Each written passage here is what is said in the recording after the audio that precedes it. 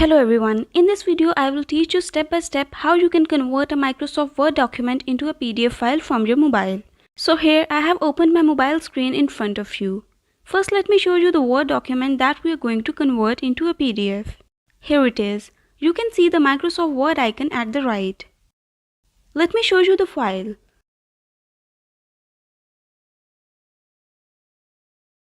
Now let's convert it into a PDF.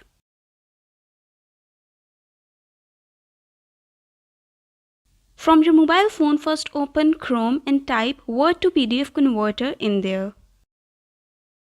Multiple websites will appear in front of you. Some of them are paid while some are for free. So why pay when you can get the same thing for free? On this page, the first website is a paid one while the second one called ilovepdf.com is for free. So let's tap on that. Now you can see there is a red box with Select Word File written on it. We will tap on it and select the Word document we want to convert into a PDF. The document has been attached and is being converted into a PDF.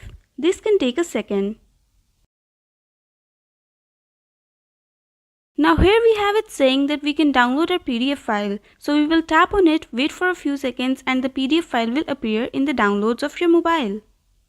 Here you can see that the file has been converted.